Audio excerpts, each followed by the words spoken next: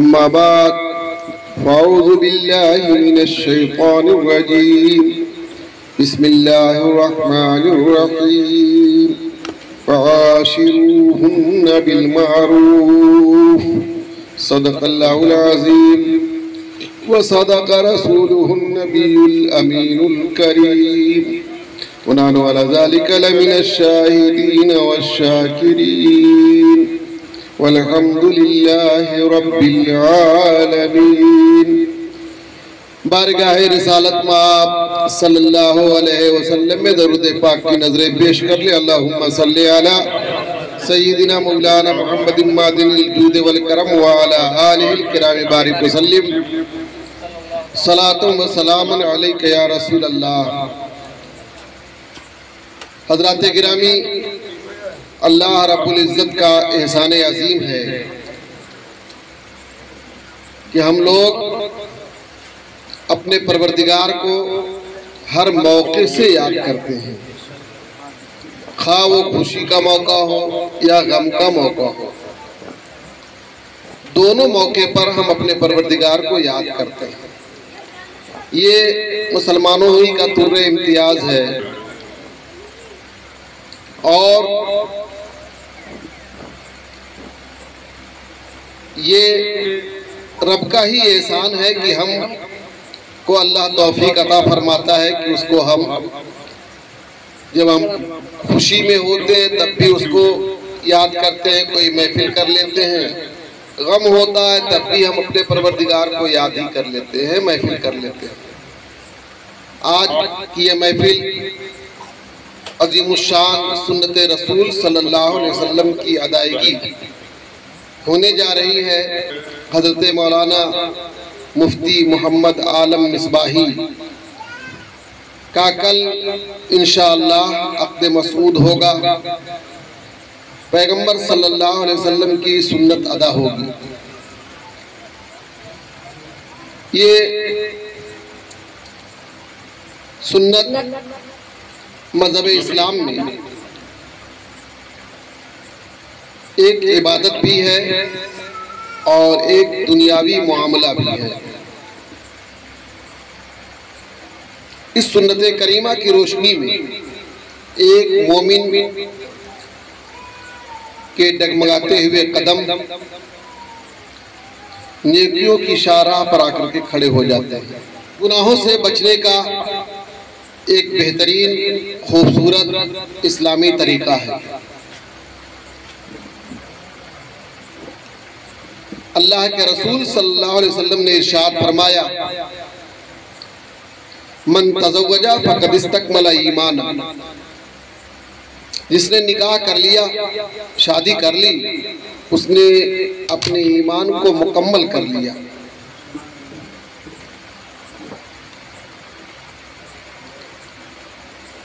और एक दूसरे मौके पर इरशाद फरमाया आपने, अन्निकाह मिन सुन्नती, निकाह मेरी सुन्नत है। एक दूसरे मौके पर इरशाद फरमाया, मर रग़िबा अन सुन्नती फलैसा मिन्नी, जो निकाह जो सुन्नत से मेरे एराज करे, चेहरा फेरे, वो हम उसका बाइकाट करते हैं, वो हम में से नहीं है। निकाह बहुत आसान है, बहुत ही आसान है, बहुत इजी है। सिर्फ दो गवाह चाहिए, मर्द और औरत इकट्ठा हो तो फकत दो गवाह चाहिए, निकाह हो जाएगा। लेकिन हमारे भारत का कल्चर, तहजीब ये है कि लड़की से इजाज़त ली जाती है, लड़की खुद महफिल निकाह में नहीं आती, बल्कि उससे इजाज़त ली जाती है, वो किसी को वकील बनाती है, खुद वो महफिल में नहीं आती। फिर उसका वकील महफिल निकाह में आकर ईजाब करता है, शौहर उसको कबूल करता है, मर्द उसको कबूल कर लेता है, निकाह हो गया। दो गवाह कंपलसरी है ताकि बाद में कोई तोहमत ना लगाए कि ये किसको लेके जा रहा है, ये किससे हंस हंस के बातें कर रहा है। इसलिए दो गवाह रखा गया, एक मुसलमान की कि इज्जत व वक़ार को पे दाग ना लगे कहीं से और दूसरे लोग बदगुमानी करके गुनहगार ना हो। दूसरों को भी बदगुमानियों से बचाना है और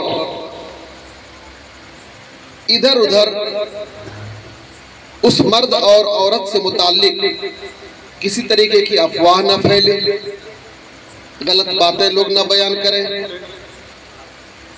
इसलिए 2 गवाह रख दिया गया। फिर ये 2 गवाह पूरे माहौल में चर्चा करेंगे कि नहीं दोनों ने आपस में कंप्रोमाइज किया है, अक्द किया है। अल्हम्दुलिल्लाह मज़हब इस्लाम में अक्द होता है। ये अक्द भी एक बात की तरफ इशारा करता है कि दोनों का अकीदा भी एक होना चाहिए, दोनों का अकीदा भी एक होना चाहिए, वरना अक्द होगा ही नहीं। आज हम और आप महफिल निकाह का ये मुकदमा पेश कर रहे हैं, जो कल महफिल निकाह मुनक़िद होने वाली है उसका ये मुकदमा है। और बड़ी खूबसूरत बात है कि मुकदमा हमने महफिल मिलाद मुस्तफ़ा सल्लल्लाहु अलैहि वसल्लम से शुरू किया है।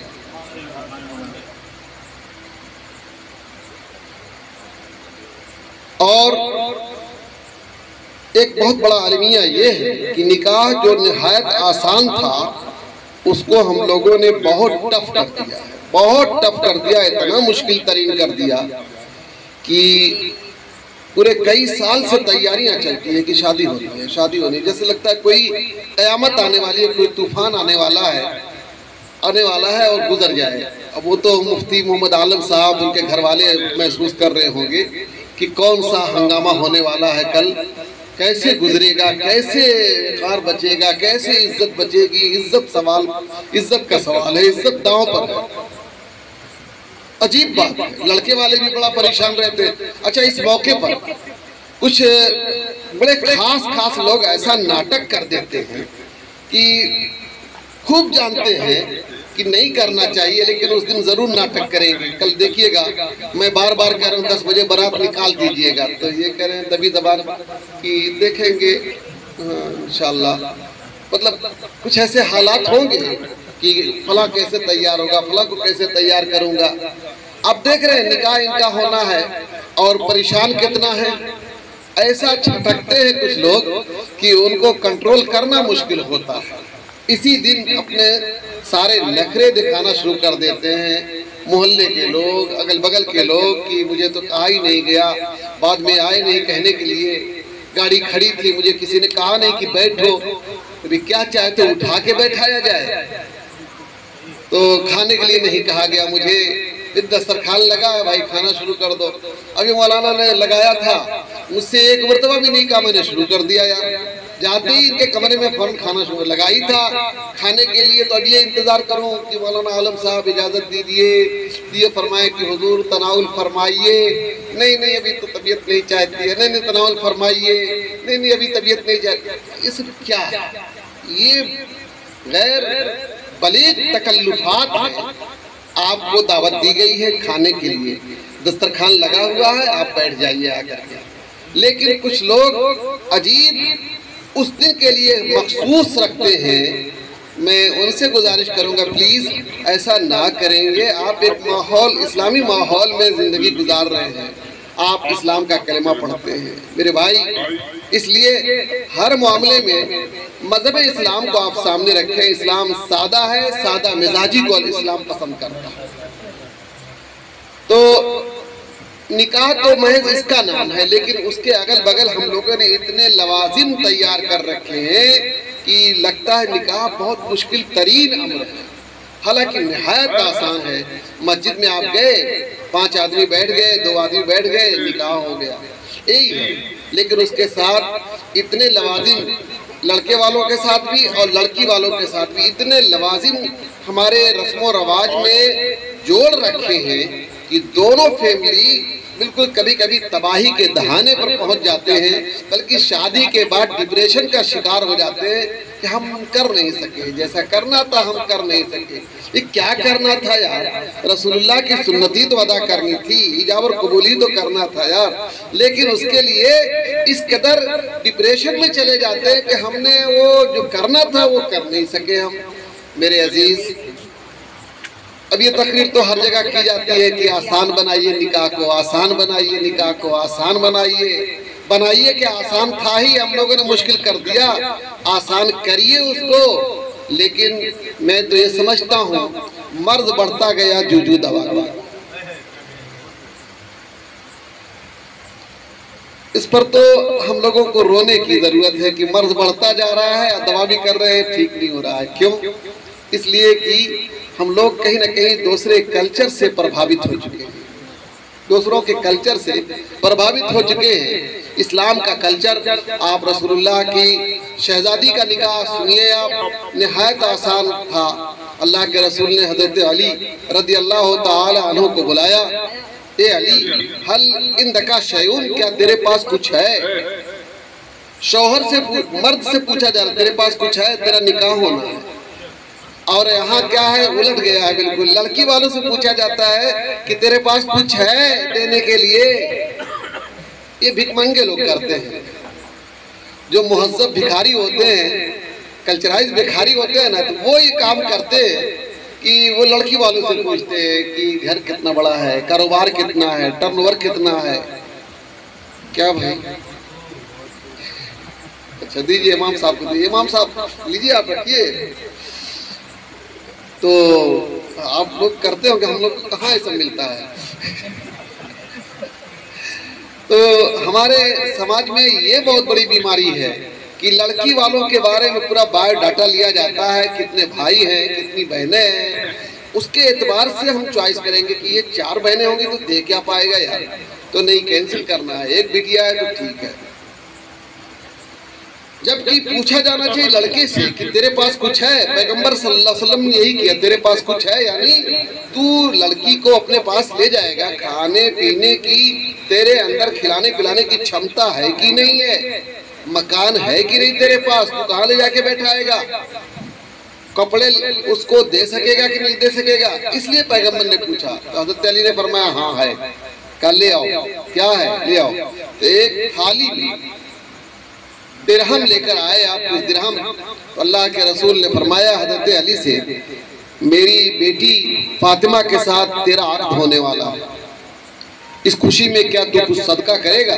हाँ या रसूलल्लाह आप कर दें मेरी तरफ से। तो रसूलुल्लाह सल्लल्लाहु अलैहि वसल्लम ने उठाया एक मुट्ठा दिरहम और हज़रत बरीरा थी उनको दिया। फिर पूछा बिस्तर वगैरह का इंतजाम तेरे पास है? तो हज़रत अली खामोश, पता चला कि नहीं है। तो एक मुट्ठा उठाया दिरहम, बिलाल को दिया, जाओ मार्केट से बिस्तर वगैरह का इंतजाम करो। तो ये इंतजामात ऐसे हुए शौहर के पैसे। और यहाँ 15 दिन पहले ही बेड आ जाता है साहब, लड़की वाला बेचारा जल्दी से बेड भेज देता है। पता नहीं मौलाना आलम साहब के यहाँ आया कि नहीं आया, मुझे नहीं पता, अब ये चल रहा है, बेड आ जाता है और सारे सिस्टम आ जाते हैं, एसी भी आ जाती है, पता नहीं यहाँ आई कि नहीं आई, एसी वगैरह नहीं आई होगी, वहाँ गाड़ी आ गई होगी, उसी से हजरत आइएगा आइएगा जाइएगा, ये सब है। तो काफ़ी माहौल हम लोगों ने इस्लाम में हाल मेल कर दिया, मिला डाला है दूसरों के कल्चर को। बहरहाल बरगे हेना पे लिखता हूँ दर्द दिल की बात, शायद कि रफ्ता रफ्ता लगे दिल रुबा के हाथ। बस इन्हीं अल्फाज के साथ मैं अपनी गुफ्तगू खत्म करता हूँ। मेरे ख्याल से मुझे भूख लगी है तो आप लोगों में भी सब लोगों को भूख लगी होगी, इसलिए अब 2 अश्क ही बहुत है अगर कुछ असर करे। अल्लाह करीम हम सभी लोगों को इस्लामी कल्चर अपनाने की तौफीक अता फरमाए। व आखिरो कलिमाती अल्हम्दुलिल्लाहि रब्बिल आलमीन, सलातो सलाम।